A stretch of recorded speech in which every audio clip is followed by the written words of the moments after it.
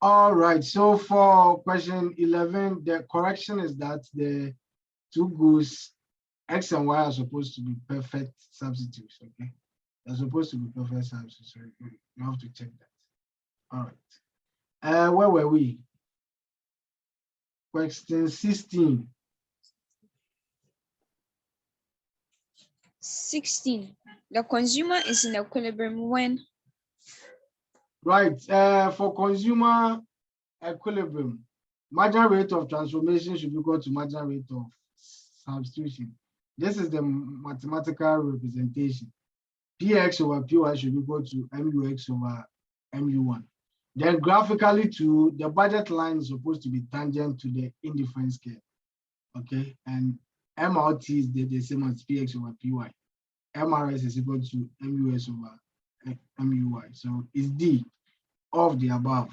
Okay, they all mean the same thing. So that is D. All right. 17.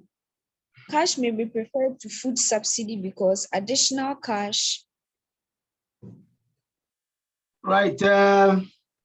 This one too, I wasn't so sure of. It's talking about the application of compensating variation and then equivalent variation. I think there are quite a number of questions on those things.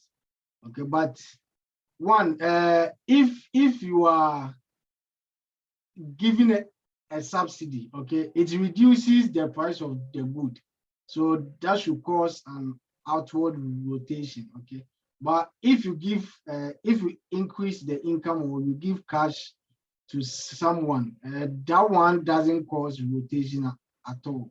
Okay, what it does is that it shifts the budget line. It gives an outward shift in the budget line. So I will go for A.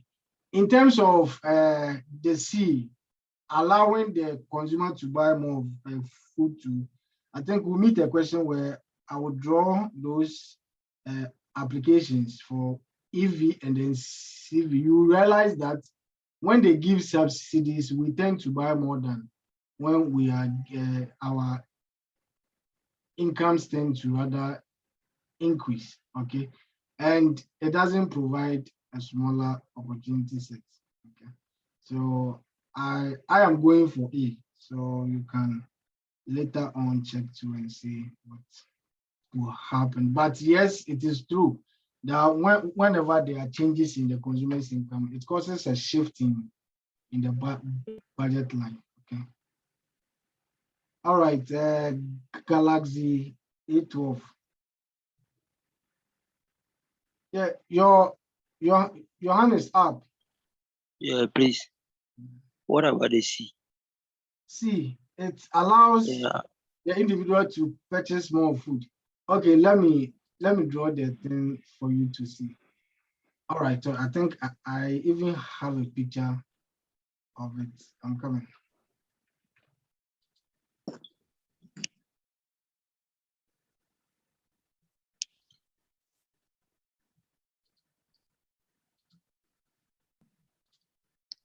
Right, I hope you can see the screen, the picture on the screen. Yeah. All right. Okay, so assuming this is the initial budget line, okay, with this as our initial equilibrium. Okay? Yes. Now, if you give a subsidy on good X, it reduces the price of good X, so the budget line will rotate outwards. So we'll move on to a higher indifference scale. So this will be the new equilibrium. Okay. So at this point E1 here. Okay. Now this is the subsidy. Now, if you rather avoid the decrease in price through the subsidy, but rather you increase the consumer's income, this is the initial budget line. If you increase the person's income, the budget line will shift. So you see this dotted line. Yes. This is the effect of an increase in the cash, the consumer's cash. And this is the new equilibrium point. Hey. Right, so this is the new equilibrium point. if you compare Yes. these two quantities, you realize that the quantity from the subsidy is higher than that of the cash. Oh, okay. Yeah, so it is not C. Okay. Okay. Thank you. All right. Okay, please, any other question? I'm sure we'll have to use this diagram again, so later on we'll come back to it. All right. Any question? Okay. Ijifa?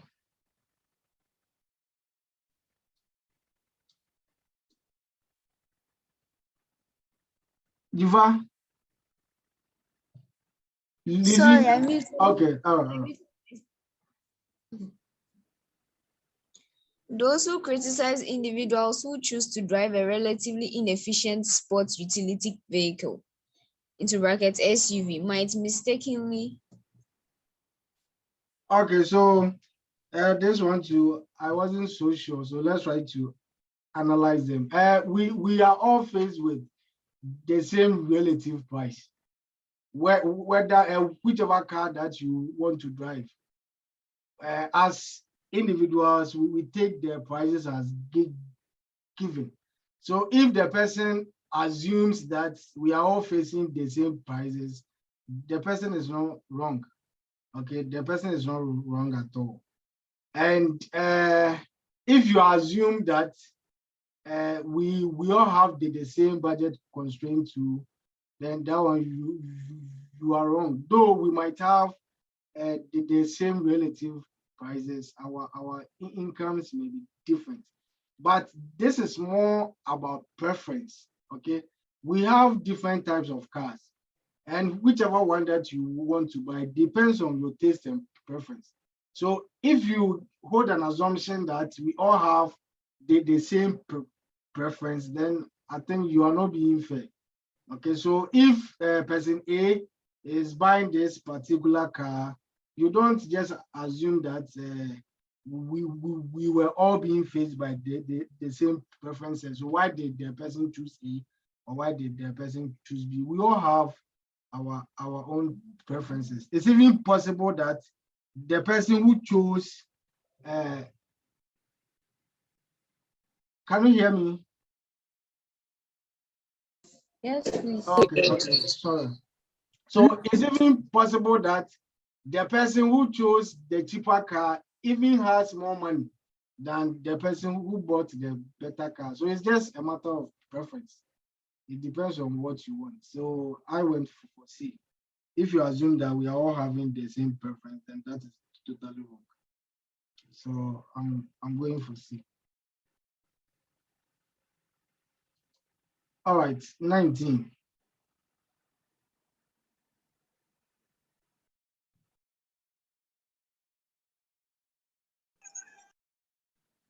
Jiva?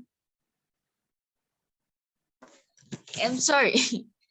Jiva? If education, sometimes I should mute myself, so I forget that I muted myself. Okay, 19. If education subsidy program in Ghana moved from direct subsidization to cash payments. Right, so it's just like the diagram that I showed you earlier. You want to do something about Ghana's education system, and the choice is between a subsidy or giving direct cash payment to students. Initially, they were using the subsidy. Now they are using cash payment. What is going to be the effect of this change in the policy? Let's compare let's use that same diagram again.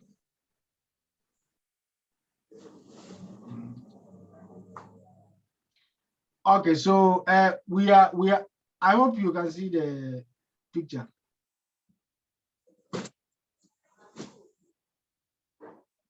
Can we see the okay, right? So let's take good X as education. Okay, so just like before, the interpretation is the same. When you subsidize education, okay, we move from consuming X1 units of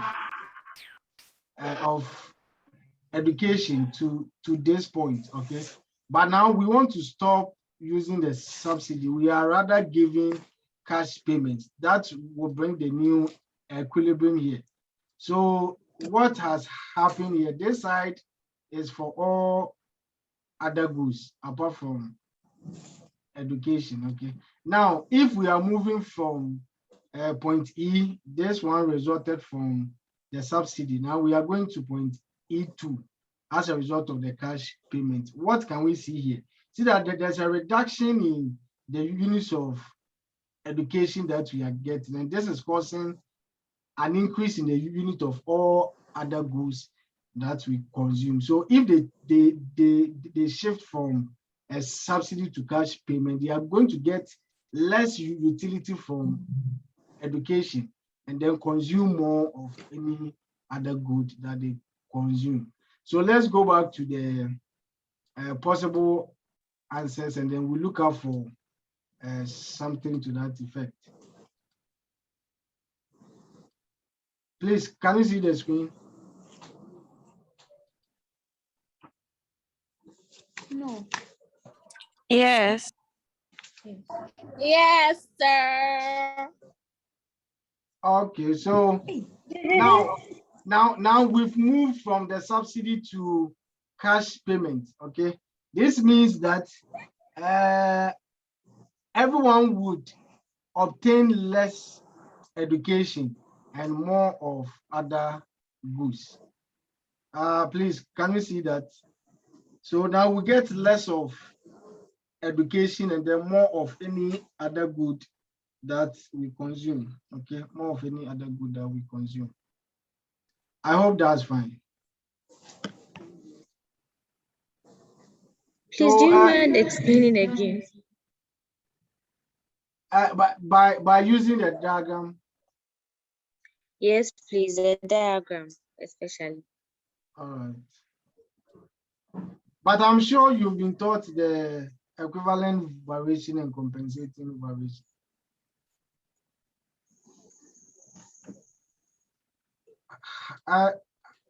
Have you? Yes, please. All right. On the rush. Welcome to the econs department. Right, can you see the screen? Can you see the diagram? Yes. Right. What I'm saying is that whenever they give a subsidy, okay, it reduces the price of the commodity in question. And whenever there's a reduction in price, what happens to the budget line? The budget line will rotate outwards, okay? So we are taking good X as education. This is our initial budget line with our indifference curve. So please, can you mute yourself? So E0 was the initial equilibrium point. Now, because of the subsidy, the budget line will rotate outwards. So this will be the new equilibrium point, okay? This is the new equilibrium point. Can you still see the screen? Yes, please. Okay, so this will be the new equilibrium point, okay? Now, we don't want to use the subsidy again. So we'll come back to the old equilibrium point, but rather we want to give cash payments. When you increase the income of a consumer, the budget line will shift outwards. So that is represented by the dotted budget line, okay? So where it touches this indifference curve is going to be our new equilibrium point. So when you compare the effect of the subsidy to that of the cash payment, you realize that the subsidy was causing people to enjoy more units of education. But because now we are using the cash payment, we are consuming less units of education, okay? And when you trace this to the all other goods axis, this means that because we are reducing the consumption of education, we are increasing the consumption of the other goods. Are we good? Yes, please. Okay.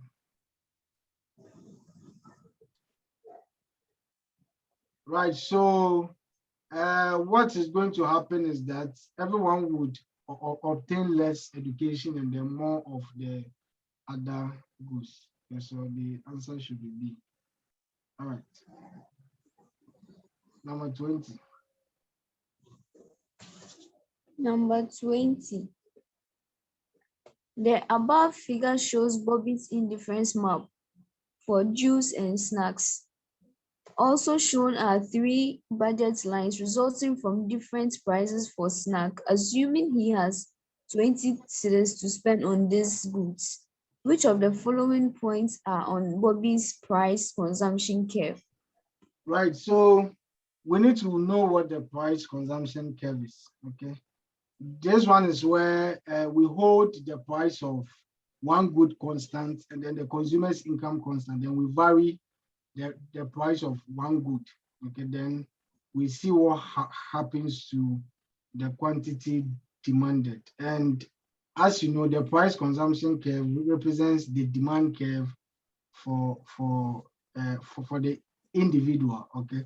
So if you look at the budget line here, okay, let's start from this one, the initial one. The person's income is 20, okay? So if you look at the vertical axis, the value here is 20, which means that the price of juice is 1. If you want to buy only juice, you buy your income divided by the price of juice, and you are having 20 here. Your income too is 20. It means that the price of juice is what? It's just $1. Now let's look at snacks. Now the person's income is 20, and if he wants to consume only snacks, he's consuming 40. This means that the price of snacks here is what? It's like 50 cents, 0.5 dollars. Okay, so that is why we are having this kind of budget line. Now they want us to show whether any of these bundles will be on the price consumption curve. Okay, so what you have to do is, and when you pick the price of juice to be 1, and then the price of snacks to be 0.5, then you try and see if any of this bundle will help the consumer consume or spend all his or her income. Okay, so if you take 10 of snacks, that should give us only $5, right? 1 is 0.5. So consuming 10 is giving us only $5. The person is not consuming any unit of juice at all, which means that the person will not be using up his entire income. So 10 and then 0 cannot be on the price consumption curve. If you take 10 and 15, if you consume 10 units of snacks, you are paying $5. If you consume 15 of juice, you are using what? $15. When you add the two, you are using up your entire income. And if you look at the map, the indifference map, we have 10 and then 15. Okay, 10, and I could have just told you that just check here, 10 and 15, but I wanted you to understand what is happening. So 10 and then 15 is supposed to be on the price consumption curve. So the answer should be B. Okay, the answer should be B. All right. 21. 21. The above figure shows Bobby's indifference map. Please, can you mute yourself? Okay, thank you. Yeah, Diva. 21. The above figure shows Bobby's indifference map for juice and snacks. Also shown are 3 budget lines resulting from different prices for snacks. As the price of snack rises, Bobby's utility. It will decrease. Whenever there's an increase in price, your utility must fall. Okay, if you look at this, from here to here, if you go through the math, you will see that price increased from 50 cents to $1. That's why we came here. Now, if snacks is costing $1, then if we want to buy only snacks, then we'll buy 20 units. That's why we have 20 here. And because of that, we've moved from a higher indifference curve to a lower one. So whenever there's an increase in price, there's supposed to be a reduction in the consumer's utility. Okay, so utility must decrease. So we go for B. Utility must decrease. And then 22. The above figure shows Bobby's indifference map for juice and snacks. Also shown are 3 budget lines resulting from different prices for snacks. Bobby's demand for snacks is... Right, so we want to know whether the demand is elastic or inelastic. Now from here, the initial price was 0.5, okay, $0.5, and he was consuming 10 units of what? Of snacks, okay. Now, when there's an increase in price, we move on to this budget line. The new price here, as I told you earlier, is $1.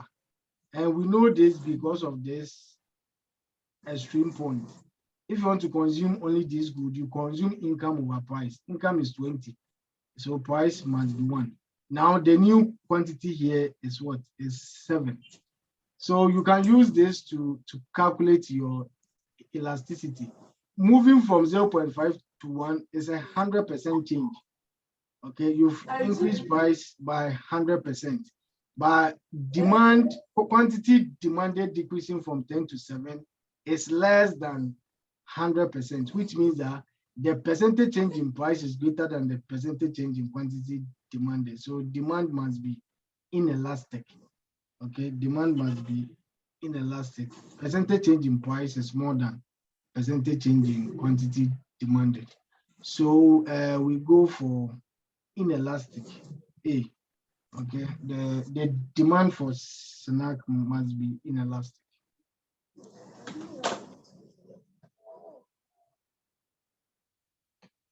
(23) Suppose the quantity of X is measured on the horizontal axis. If the price consumption curve is vertical, when the price of X changes, then the demand for X is...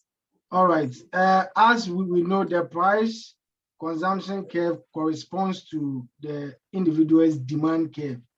Okay, so if the price consumption curve is vertical, it means that demand doesn't respond to changes in price.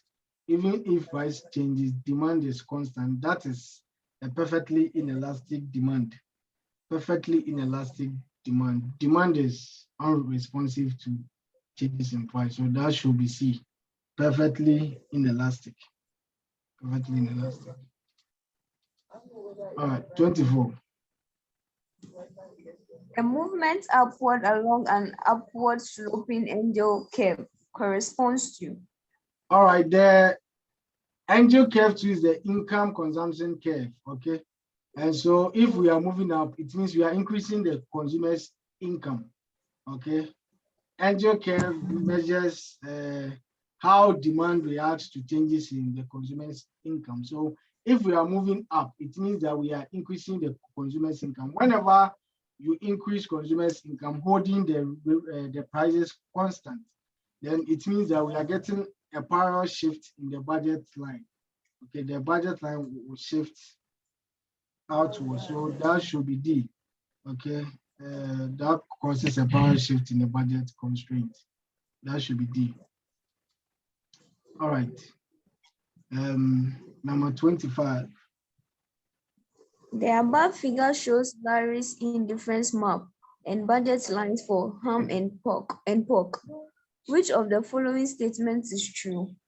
Okay, let's look at this. Just assuming that initially this was the equilibrium point, okay? So say we were consuming 10 units of pork and then maybe 10 units of ham. Now there's an increase in income, so the budget line has shifted to the right. This is the new equilibrium. So that we are consuming, say, 20 units of pork and then maybe 5 units of ham. So what is happening here. With an increase in income, we are buying more of pork. It means that pork is a normal good. When income increases, we buy more. If you look at ham, with an increase in income, we are buying less. That makes ham an inferior good. So ham is an inferior good, pork is a normal good. So let's go and check the possible answers. So yes, A, ham is supposed to be an inferior good. Okay, A. 26.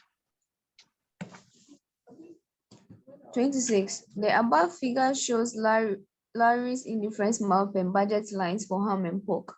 Which of the following statements is true? Okay, now we've seen that the pork is seen as a normal good. Okay, it's seen as a normal good, and for a normal good, income elasticity of demand is greater than 0. Okay, so the first statement is true. Larry's income elasticity of demand for pork is greater than 0. And then 2, pork is a normal good. That one too is true. Okay, and then his demand curve will shift to the right whenever income increases. Because it's a normal good, when you increase income, you will have an increase in demand for pork. So yes, all of the above.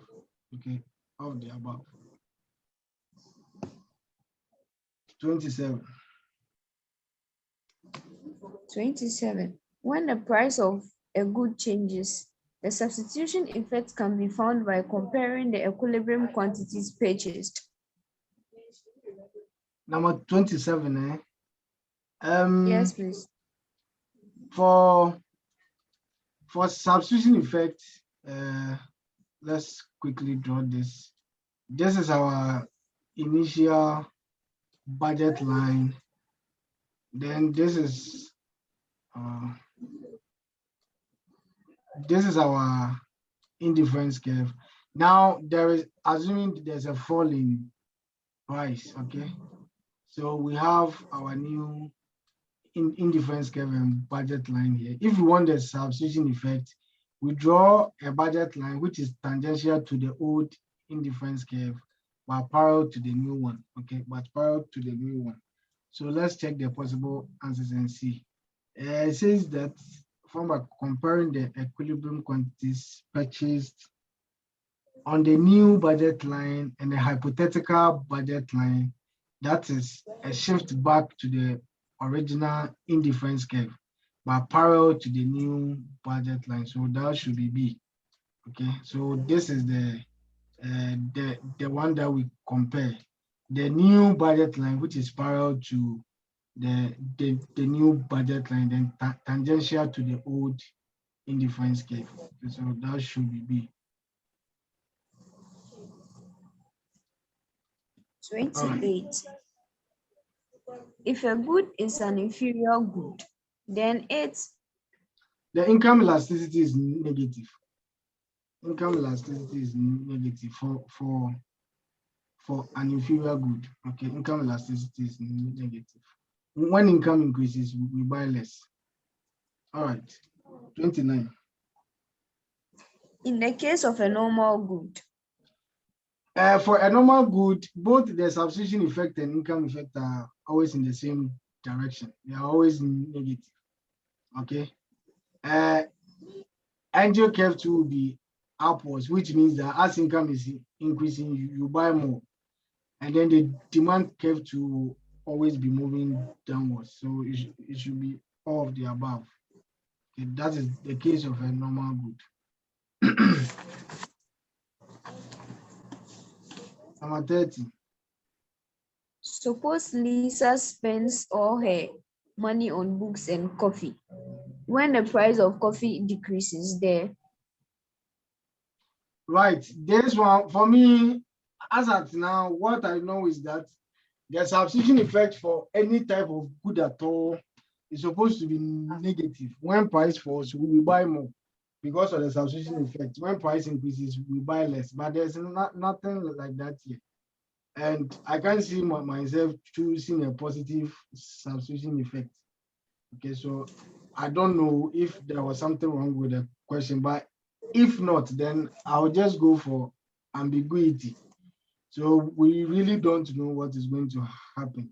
One, as for the substitution effect, for income effect, we can never know because they didn't say anything about coffee being an inferior good or being a giving a normal good.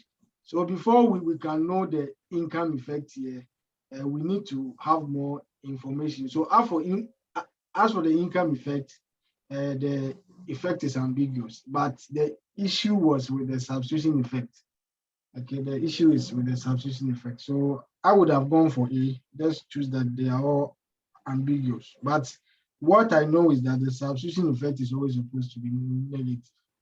So I really don't know. It's possible maybe they made some changes or something, but we don't know. So you can later on try to fetch more information on this one too. Okay. 31. If a person supplies more hours of labor in response to a wage increase, then Okay, as we know, whenever there's a change in wage, that one too, we have substitution effect and then income effect. We know that the number of hours we have in a day, we either use it to work or we use it to take leisure. Okay, and we normally see leisure to be a normal good. So when you increase wage, the substitution effect will cause the individual to work more, to go in for more working hours. But because you are working for more hours and the wage rate has increased, there's an increase in your income, and that will cause you to demand for more leisure. Okay, so as the substitution effect is causing you to work for more hours, the income effect is causing you to rather go for more hours for leisure. So if the change in the increase in wage is causing the person to work for more hours, then it means that the substitution effect there is more than the income effect. The part that is causing you to work more is more than the part that is causing you to rather go for more leisure. So it means that the substitution effect will be greater than the income effect. Okay, substitution effect will be greater than income effect. All right. 32. if workers are in the backward bending section of their labor supply curves, then an increase in the income tax an increase in the income tax rate will. Okay, let's think about this. If they're in the backward bending section, it means that there's an inverse relationship between wage and then the number of hours worked. Okay, if you increase wage, they rather reduce the number of hours that they work. So if you increase your income tax, it means that the after tax wage rate is going to be lower. There's going to be a decrease in the after tax rate, which means that they will now work for more hours. There's an inverse relationship between wage and then the number of working hours when we have a backward bending labor supply curve. So if there's an increase in wage, we work for lesser number of hours. On the other hand, if there's a reduction in wage, we need to work for more. Okay, so whenever they increase income tax, it means that the after-tax wage rate will fall. That will cause the individual to work for more hours. So one, the number of hours work will increase. And because of an increase in the number of hours that the individual is working, it means that the government too can get more tax revenue because of the increase in the number of hours that they are working. Okay, so increase in the tax revenue and then increase in the number of hours worked, and that should be C. Increase in the tax revenue and then increase in the number of hours of work. All right. Both Sally and Sam receive a 10% raise in a single year. Sally increases her demand for beef, whereas Sam decreases his demand for beef. Okay, so you've all gotten an increase in income. Now, one person is now consuming more units of beef, and then the other person too is consuming less. So what is happening here? The first one is that this is only possible salary considered due to be a normal good. Right. Looking at the possible answers that we have here, then we can say that Sally sees beef to be a normal good, and then some sees it as an inferior good, but it might not even be true. Okay, it might not really be true, but the explanation will be for another day. This is multiple choice. So looking at the possible answers that we have here, then the first person is seeing it as a normal good because an increase in income is causing him to consume more. And then for the second person, he sees it as an inferior good. So I think we'll go for A, right? This is only possible. Sally considers B first. Yes, we go for A.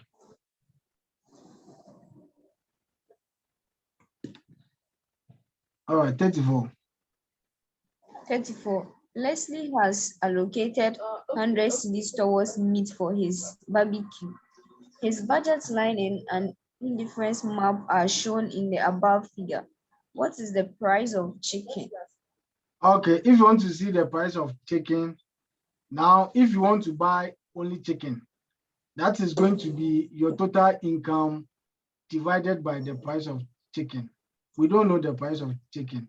So this means that your income, which is 100, divided by the price of chicken should be equal to the 20 that they use to draw the budget line. So this means that PC should be 100 over 20, which is 5.